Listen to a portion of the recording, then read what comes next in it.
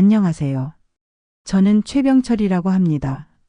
올해 75살입니다. 제 인생은 공장 기계소리와 함께했다고 해도 과언이 아닙니다. 1980년대 초반 28살의 나이에 인천 남동공단의 작은 금속가공 업체에 기술자로 입사했습니다. 그때만 해도 한국의 산업화가 한창이었고 공장들은 밤낮 없이 돌아갔습니다. 처음에는 단순 기술자로 시작했습니다. 손에는 항상 기름때가 끼고 귀에는 기계 소리가 맴돌았습니다. 출근은 새벽 6시, 퇴근은 저녁 8시가 일상이었습니다. 그 시절에는 주 6일 근무가 당연했고 하루 12시간씩 일하는 것도 특별하지 않았습니다. 젊음이 있었기에 버틸 수 있었지요. 그렇게 10년이 지나고 공정 책임자가 되었습니다. 그때 처음으로 목소리를 높여 직원들에게 지시하는 법을 배웠습니다. 40 중반에는 공장장까지 올라갔습니다. 회사가 성장기에 접어들면서 저도 함께 성장했습니다. 직원들 사이에서는 최 공장장님이라 불렸고 신입 사원들에게는 두려움의 대상이기도 했습니다. 엄했지만 공정했다고 자부합니다. 제 인생에서 가장 큰 전환점은 예순을 앞둔 2008년에 찾아왔습니다. 그해 세계 금융위기가 터졌고 우리 회사도 수출 주문이 급감했습니다. 사장님이 어느 날 저를 사무실로 불렀습니다. 병철 씨, 35년 동안 정말 고생 많았네. 회사가 어려워져서 희망퇴직을 제안하려고 하네. 그 말을 들었을 때 천장이 무너지는 기분이었습니다. 사실 저는 60까지는 일할 계획이었습니다. 앞으로 2년만 더 일하면 퇴직금도 더 받을 수 있었는데 갑자기 찾아온 제안에 머리가 하얘졌습니다. 하지만 회사의 상황을 알기에 거절할 수도 없었습니다. 35년을 바친 회사에서 그렇게 짐을 쌌습니다. 퇴직금은 9,450만 원이었습니다. 월급 325만 원에 35년 근무한 걸 계산해서 나온 금액이었습니다. 그리고 국민연금으로 매월 113만 원이 나왔습니다. 퇴직 전 소득의 35% 수준이었죠. 처음에는 이 정도면 괜찮겠지라고 생각했습니다. 며칠 동안 축하 인사를 받으며 회사를 정리했습니다. 마지막 날 공장 직원들이 모여 작은 송별회를 열어주었습니다. 술잔을 기울이며 웃었지만 집으로 돌아오는 길에는 눈물이 났습니다. 35년 동안 매일 아침 출근하던 그 길을 다시는 걷지 않을 거란 생각에 가슴이 먹먹했습니다. 퇴직 후 처음 몇 개월은 그럭저럭 괜찮았습니다. 아내와 함께 지리산, 설악산 여행도 다녀왔고 그동안 못 만났던 친구들도 만났습니다. 손자들과 놀아주는 시간도 가졌습니다. 오랜만에 여유를 느끼니 좋더군요. 이렇게 사는 것도 나쁘지 않구나 싶었습니다. 하지만 퇴직 1년이 지나면서 문제가 시작됐습니다. 자꾸만 목이 마르고 화장실을 자주 가게 되었습니다. 처음에는 스트레스 때문인가 싶었습니다. 머리도 자주 아프고 밤에 자다가 소변이 마려워 서너 번씩 일어나게 되었습니다. 아내가 병원에 가보라고 했지만 제가 고집을 부렸습니다. 괜찮아, 나이 들면 다 그런 거야. 그러다 어느 날 기운이 없어 하루 종일 누워있게 되었습니다. 아내가 걱정하며 손녀 대학 등록금으로 모아둔 돈으로 대학병원에 데려갔습니다. 의사 선생님의 말씀은 충격적이었습니다. 혈당이 360입니다. 당뇨병이 상당히 진행되었네요. 왜 이제야 오셨어요? 그때 알았습니다. 사실 제가 회사 다닐 때도 증상이 있었다는 것을. 야근이 잦아 컵라면으로 끼니를 때우고 회식에서는 소주를 거하게 마셨습니다. 건강검진에서도 혈당이 조금 높으니 관리하세요라는 말을 들었지만 귀담아 듣지 않았습니다. 일이 바쁘다는 핑계로 건강은 뒷전이었습니다. 의사는 약물 치료를 시작하고 식이요법을 권했습니다. 이대로 가면 신장 문제가 생기고 시력도 잃을 수 있습니다. 당뇨병은 관리하는 병입니다.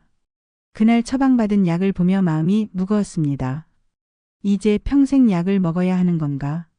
하는 생각에 우울해졌습니다. 처음에는 약을 제때 챙겨 먹지 않았습니다. 내가 그렇게 약해 보이나 이런 약 없이도 잘 살 수 있을 거야 라는 자존심 때문이었습니다. 식사 조절도 제대로 하지 않았습니다. 아내가 현미밥을 지어도 맛없다며 쌀밥을 달라고 떼를 쓰기도 했습니다. 그렇게 2년이 지났을 때 발에 이상이 느껴졌습니다. 처음에는 발가락이 저리더니 점점 통증이 심해졌습니다. 밤에 자다가 발이 화끈거려 잠을 이룰 수 없는 날도 많아졌습니다. 아내 몰래 발을 살펴보니 발가락 사이가 하얗게 변하고 있었습니다. 동네 의원에 갔더니 원장님이 심각한 표정을 지으셨습니다. 당뇨병성 족부병증 초기입니다. 말초신경이 손상되기 시작했어요. 이대로 가면 최악의 경우 절단까지 갈 수 있습니다. 그 말을 듣는 순간 회사에서 같이 일했던 김 부장이 떠올랐습니다. 그는 당뇨 합병증으로 발가락 2개를 절단했습니다. 그 우울증으로 고생하다 조기 퇴직했던 모습이 눈앞에 아른거렸습니다. 집에 돌아와 아내에게 상황을 설명했습니다. 아내는 눈물을 쏟으며 말했습니다. 당신 없이 나 혼자 어떻게 살아요. 제발 이제라도 관리 좀 해요. 그날 밤 침대에 누워 생각했습니다. 내 발로 끝까지 걷겠다. 절대 포기하지 않겠다. 다음 날 아침 대학병원 내분비내과를 찾았습니다. 젊은 여자 교수님이 자세히 검사한 후 말씀하셨습니다. 최 선생님, 당뇨는 관리하면 합병증을 막을 수 있어요. 약도 중요하지만 매일 30분 이상 걷는 운동이 필수입니다. 살고 싶으시면 걸으세요. 그날부터 결심했습니다. 매일 아침 걷기로. 처음에는 5분만 걸어도 발바닥이 쓰라렸습니다. 마치 바늘로 찌르는 듯한 통증이 발 전체에 퍼졌습니다. 그만둘까? 하는 생각이 수십 번 들었습니다. 그때 아내가 중고장터에서 만보개를 사왔습니다. 25,000원짜리였지만 저에게는 보물 같았습니다. 오늘 몇 보 걸었나 체크해봐요. 내일은 조금만 더 걸어봐요. 아내의 응원에 힘입어 첫 목표를 세웠습니다. 하루 2,000보. 지금 생각하면 정말 적은 숫자지만 그때는 엄청난 도전이었습니다. 처음 한 달은 정말 지옥 같았습니다. 아침마다 발바닥이 욱신거렸고 걷기 시작하면 다리가 천근만근이었습니다. 그래도 포기하지 않았습니다. 작은 노트를 사서 매일 걸음수와 혈당 수치를 기록했습니다. 아침, 점심, 저녁 식전 혈당을 체크하고 그날 걸은 걸음수를 메모했습니다. 인천 미추홀구 동네 골목길을 돌기 시작했습니다. 처음에는 아파트 단지 한 바퀴도 힘들었습니다. 다른 사람들이 저를 어떻게 볼까 신경 쓰이기도 했습니다. 퇴직한 공장장이 이른 아침부터 헐레벌떡 걷는 모습이 창피하다는 생각도 들었습니다. 그러던 어느 날 장마가 시작됐습니다. 연이어 20일 동안 비가 내렸습니다. 이제 그만둘 핑계가 생겼구나 하는 생각이 들었습니다. 하지만 그날 아침 아내가 우산을 내밀며 말했습니다. 비 맞으면 감기 걸려요. 지하주차장에서 걸어봐요. 그렇게 아파트 지하주차장이 저의 2번째 걷기 장소가 되었습니다. 한쪽 끝에서 다른 쪽 끝까지 왕복하기를 반복했습니다. 자동차들 사이를 지그재그로 걸으니 더 많은 걸음수가 나왔습니다. 장마가 끝난 후에도 비 오는 날이면 지하주차장을 찾았습니다. 겨울이 되자 새로운 도전이 찾아왔습니다. 눈이 내리고 길이 얼어붙는 날이 많아졌습니다. 추위가 뼈속까지 파고드는 느낌이었습니다. 그래도 포기하지 않았습니다. 새벽 5시에 출발해 인근 실내체육관까지 걸어갔습니다. 눈길을 걷는 건 정말 힘들었습니다. 한 번은 미끄러져 넘어질 뻔했는데 그때 문득 이러다 넘어져서 골절이라도 되면 더 이상 걷지 못할 수도 있겠구나 하는 두려움이 들었습니다. 그날부터 눈 오는 날에는 더 일찍 나가 인근 지하철역에서 걷기 시작했습니다. 인천 지하철 몇몇 역은 이른 아침부터 문을 열었고 저 같은 사람들이 꽤 있었습니다. 대부분 나이 든 어르신들이었고 서로 인사를 나누며 각자의 코스를 걸었습니다.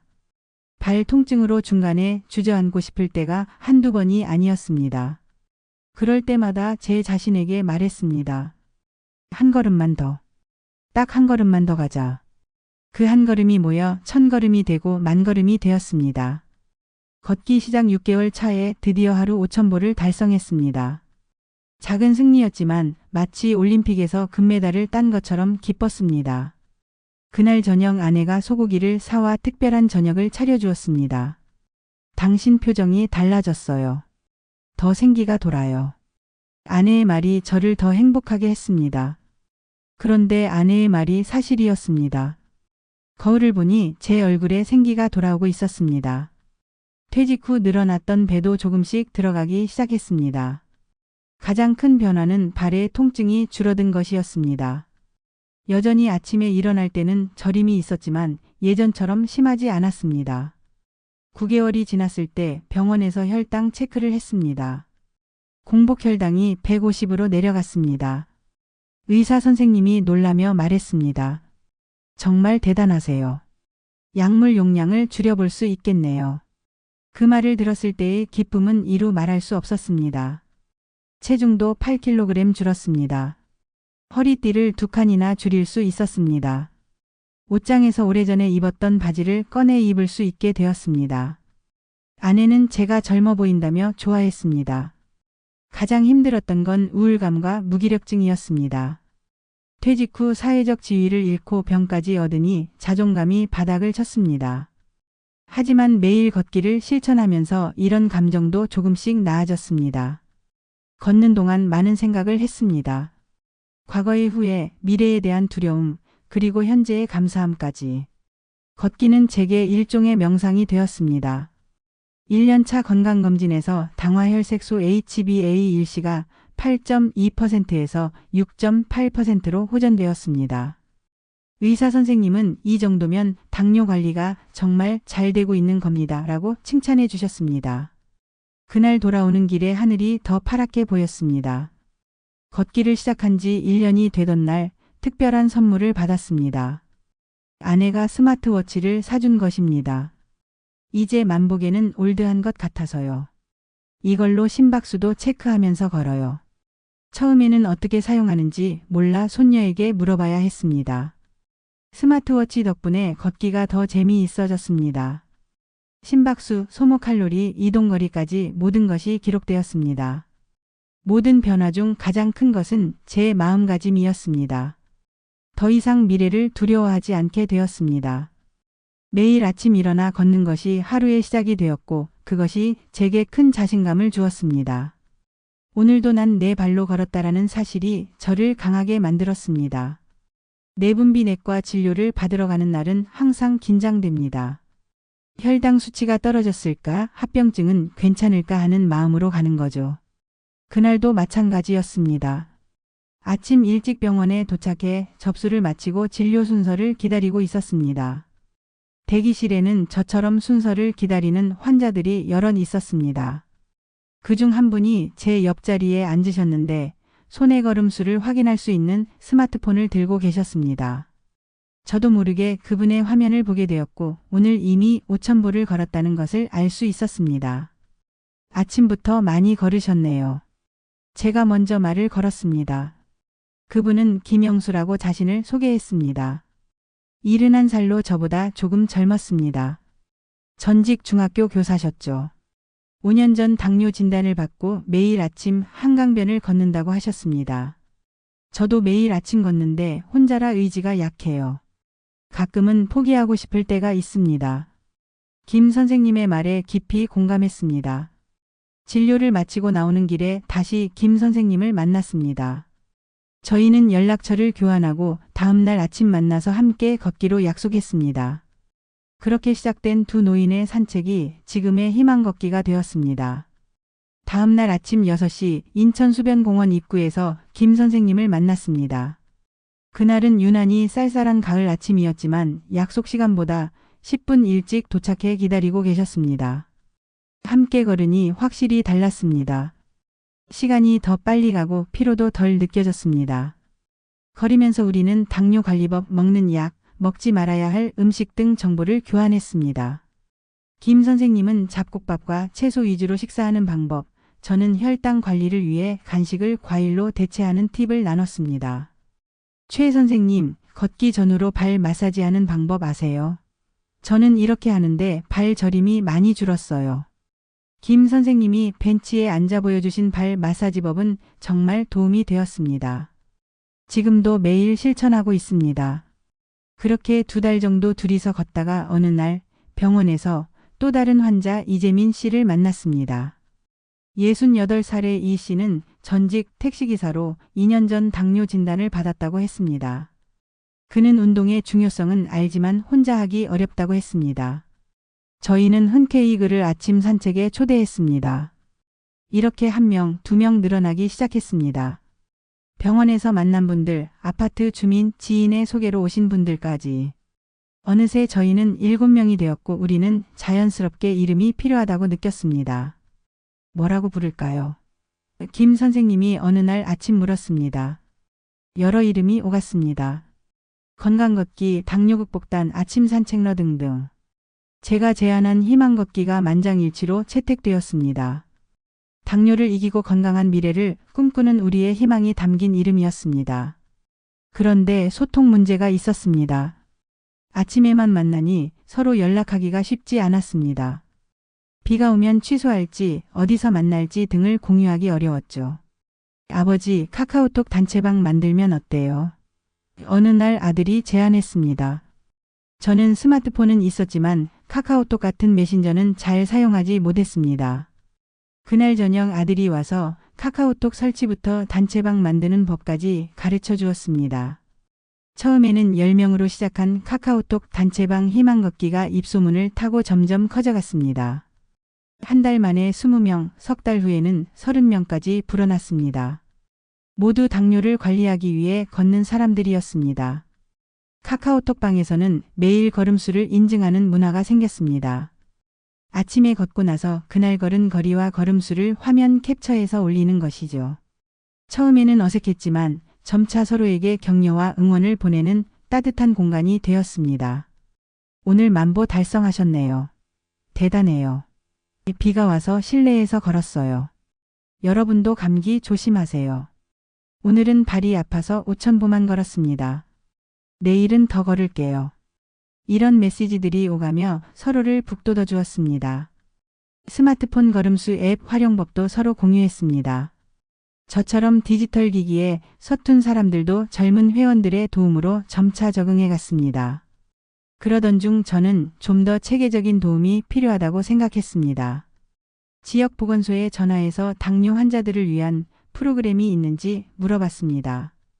운 좋게도 보건소에서는 만성질환 관리 프로그램을 운영하고 있었고 간호사가 한 달에 한 번씩 모임에 와서 혈당 체크와 건강 상담을 해주기로 했습니다. 매월 첫째 토요일 보건소 간호사 김지영 선생님이 수변공원에 오셔서 저희의 혈당을 체크하고 건강 상담을 해주셨습니다. 김 선생님은 35살의 젊은 간호사였지만 당뇨 관리에 대한 지식이 풍부했습니다. 무엇보다 저희의 이야기를 진심으로 들어주는 모습이 인상적이었습니다. 최 선생님 정말 대단하세요. 이런 모임을 만들어서 다른 분들까지 도와주시다니. 김 선생님의 말에 가슴이 뭉클했습니다. 제가 시작한 작은 걸음이 이렇게 여러 사람들에게 영향을 미치고 있다는 사실이 놀라웠습니다. 희망걷기는 단순한 걷기 모임을 넘어 서로의 성공 사례를 공유하는 장이 되었습니다. 걷기로 당뇨 수치가 개선된 이야기, 약 용량이 줄어든 경험, 체중 감량에 성공한 비결 등을 나누며 서로에게 동기를 부여했습니다. 이상민 씨는 걷기 시작 6개월 만에 당화혈색소가 9.2%에서 6.5%로 떨어졌고 방영희 씨는 15kg 체중 감량에 성공했습니다. 이런 성공 사례는 다른 회원들에게 큰 희망이 되었습니다. 매주 토요일 아침 인천 수변공원에서의 단체 걷기는 희망걷기의 핵심 활동이 되었습니다. 시간이 지나면서 회원들의 체력과 건강 상태가 다양해져 3개의 그룹으로 나누어 걷기 시작했습니다. 초급 그룹은 3km, 중급 그룹은 5km, 고급 그룹은 8km를 목표로 했습니다. 저는 중급 그룹에서 시작했지만 1년 후에는 고급 그룹으로 올라갔습니다. 처음에는 8km가 너무 멀게 느껴졌지만 다른 회원들과 함께하니 어느새 완주할 수 있었습니다. 함께 걸으며 나누는 이야기들은 걷기에 즐거움을 더했습니다. 각자의 인생 이야기, 자녀들 이야기, 젊었을 때의 추억들. 때로는 웃고 때로는 공감하며 걷다 보면 어느새 목적지에 도착해 있었습니다. 가장 감동적인 일은 회원 중 3분이 당뇨합병증을 극복한 사례였습니다. 한 분은 당뇨병성 망막증 초기 단계에서 시력 악화가 멈췄고, 다른 분은 신장 기능이 개선되었으며, 또 다른 분은 저처럼 발 감각이 일부 회복되었습니다. 저는 이 모임에서 정신적 지주 역할을 하게 되었습니다. 공장장으로 일했던 경험이 여기서도 도움이 됐습니다. 모임을 조직하고 회원들을 격려하고 프로그램을 계획하는 일이 제 새로운 일이 되었습니다. 2년이 지난 지금 희망 걷기는 인천 지역 당뇨 환자 커뮤니티의 중심이 되었습니다. 지역 병원에서도 저희 모임을 알고 환자들에게 소개해주는 일이 많아졌습니다. 작은 시작이 이렇게 큰 영향을 미칠 줄은 저도 몰랐습니다. 희망 걷기가 저에게 준 가장 큰 선물은 목적입니다. 퇴직 후 느꼈던 공허함과 무력감이 사라졌습니다. 이제 저는 매일 아침 다른 회원들을 위해 그리고 저 자신을 위해 일어납니다. 제 경험이 다른 이들에게 도움이 된다는 사실이 삶의 큰 보람이 되었습니다. 오늘로 걷기를 시작한 지 5년이 되었습니다. 5년 동안 단 하루도 빠지지 않고 걸었다는 사실이 저 자신도 놀랍습니다.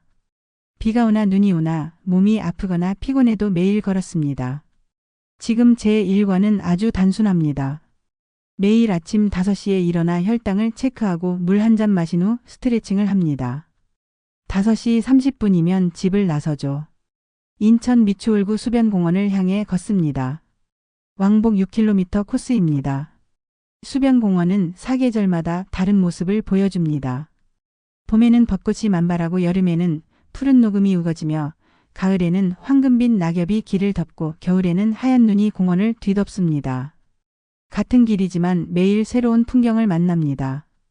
악천후 때는 실내 코스로 변경합니다. 비가 많이 오는 날은 집 근처 대형마트에서 걷습니다. 개점 시간인 아침 8시 전에는 손님이 거의 없어 걷기 좋습니다. 직원들은 이제 저를 알아보고 오늘도 걸으러 오셨네요 하고 인사합니다.